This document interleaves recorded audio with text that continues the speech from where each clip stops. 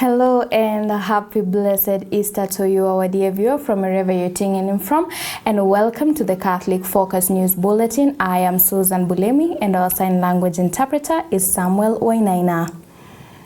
Kicking us off is the Archbishop of Nairobi. His Grace Philip Anyolo has extended Easter message to Christians and all Kenyans across the country.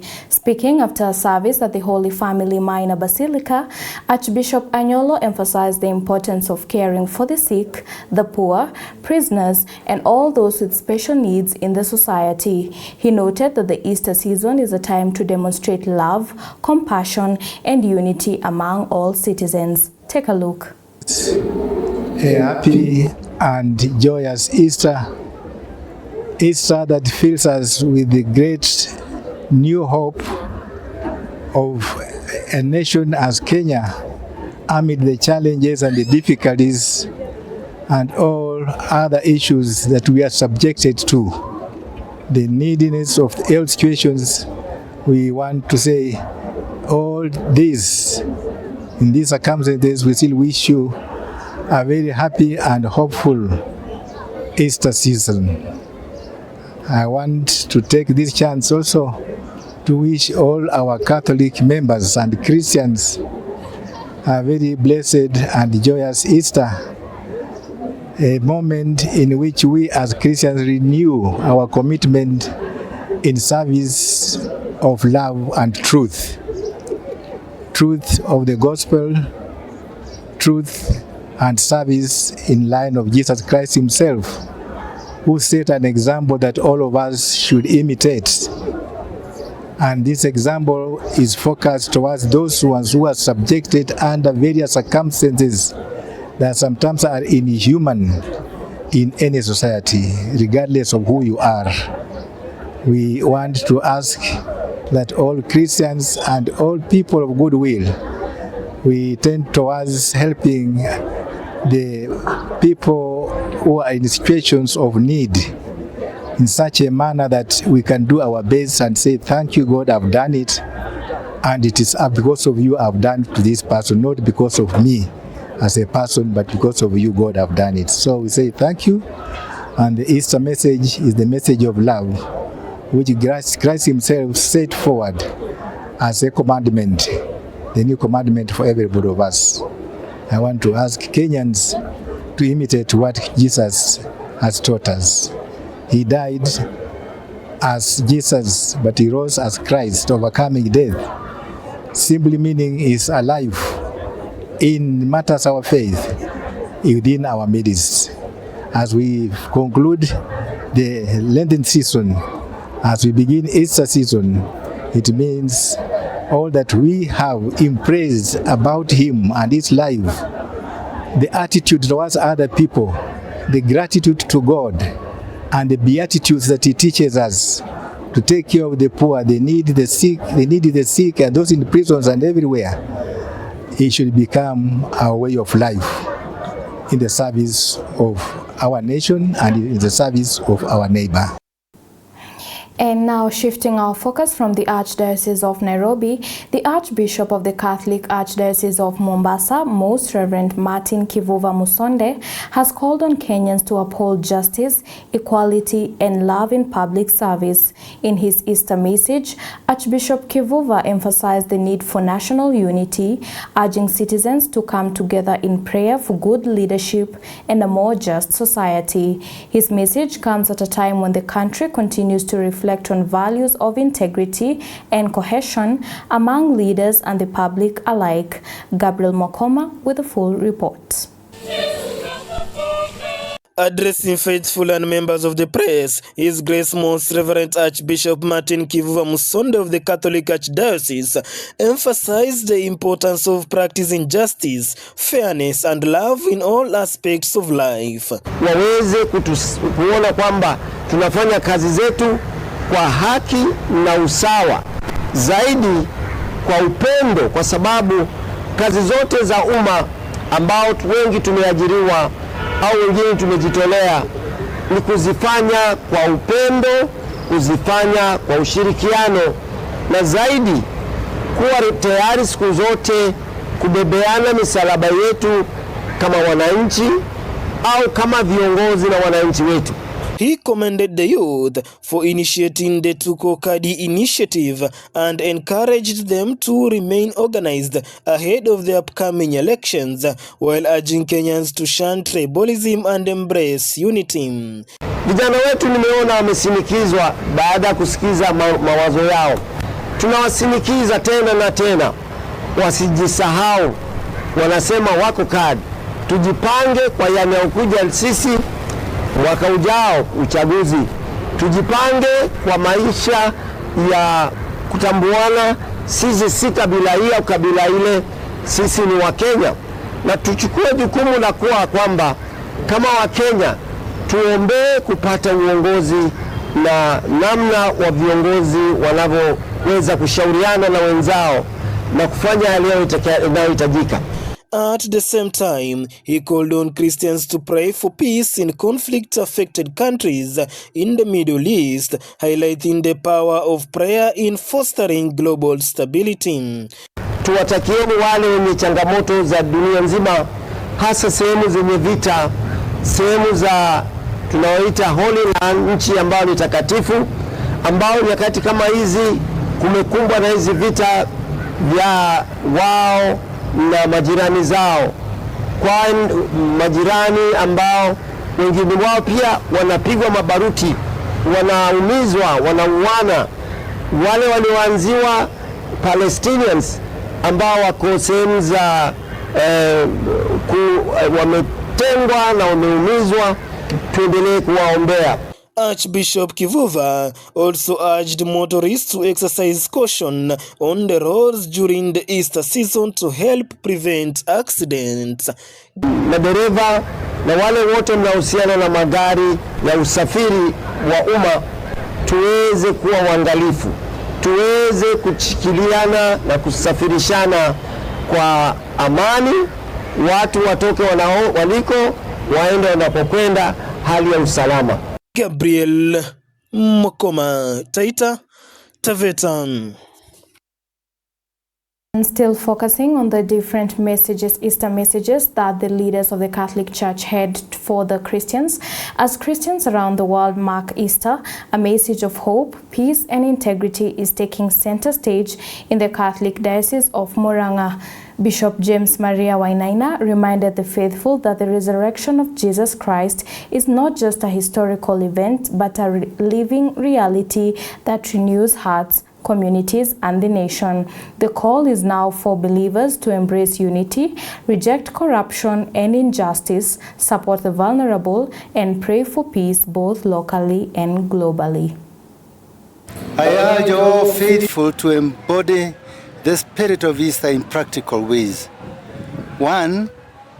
Let us be instruments of peace in our homes and in our communities. Let us extend generosity to the less fortunate, remembering that Christ is present in the vulnerable. Let us reject corruption, injustice, and division, choosing instead integrity, fairness, and love. Corruption has become like a curse, passed from one generation to the next. It is like dirty water that soaks the wings of our Kenyan society. Were it not for corruption, Kenya would soar high like an eagle. We have great gifts.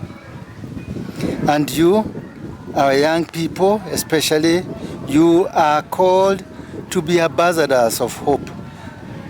Do not lose heart in the face of challenges.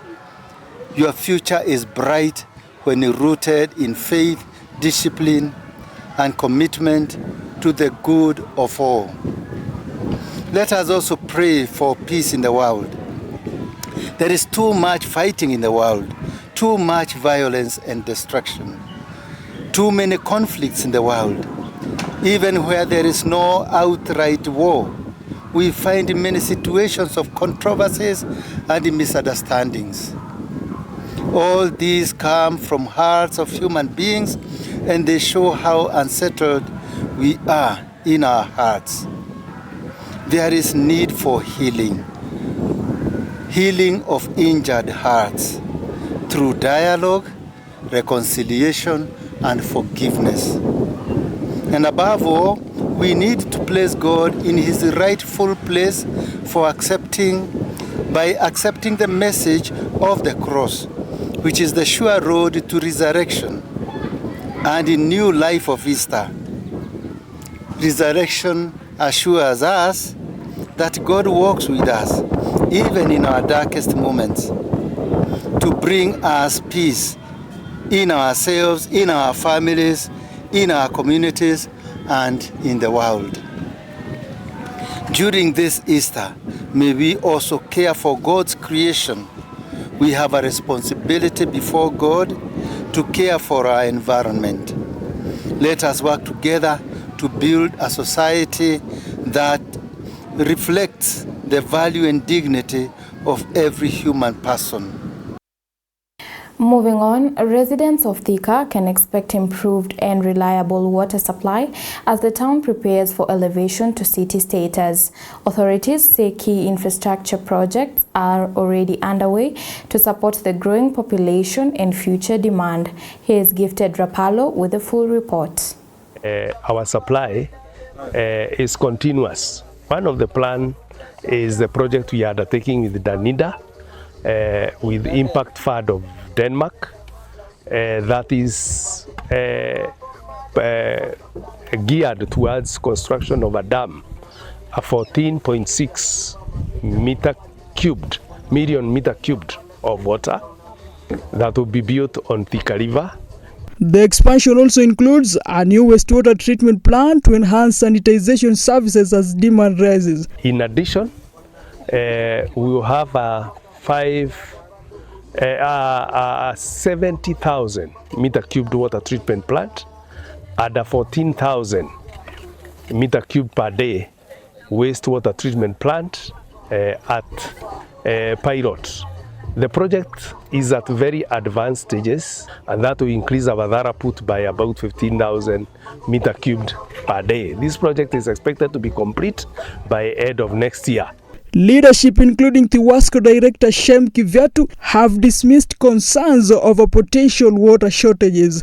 Tuko na mikakati ambayo tumefanya kama kampuni kuhakikisha kwamba tumeongeza maji ambayo tunasafisha kwa niaba ya wateja wetu wa Thika, ya kwamba kutoka mwaka ujao hatutakuwa na hilo shule rationing. Tuko na 20,000 cubic meters ambazo maengineers wetu wakiongozwa na MD wametengeneza mikakati hapo ndani tu wa kiwanda cha kusafisha maji kuhakikisha kwamba tumeongeza 20,000. Reporting for Catholic Focus, Capuchin TV, I'm Gifted Rapalo.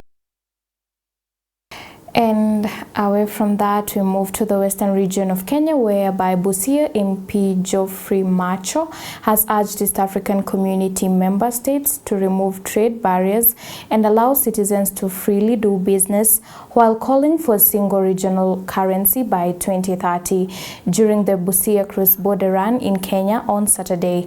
Meanwhile, Dr. Arthur Osia, Principal Administrative Secretary in the President's Office, praised ongoing efforts to develop laws and policies promoting regional unity and prosperity. The marathon, the run between and across the two countries, Uganda and Kenya.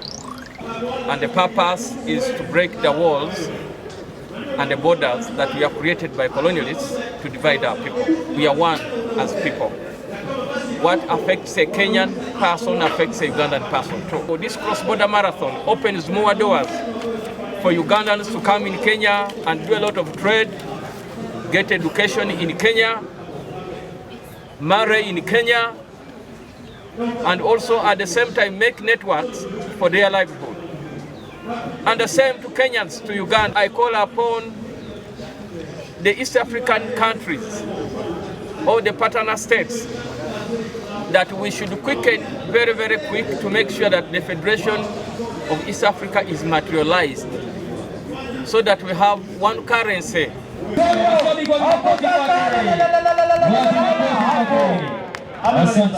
The objectives of the cross-border run is nurturing of young talent. It's not an isolated event. You'll remember that for the last 2 years, we've had the Chenelemuku and Teso North Run, where a number of candidates, a number of runners were able to get an opportunity to participate in the Eldoret International Marathon. The intention here also is that these young men, after attaining certain timings in performance, will have an opportunity elsewhere. And that story right there brings us to the end of today's Catholic Focus News Bulletin. I am Susan Bulemi, and our sign language interpreter has been Samuel Oinaina. Until next time, stay safe, be blessed, and have a wonderful, happy, blessed Easter season.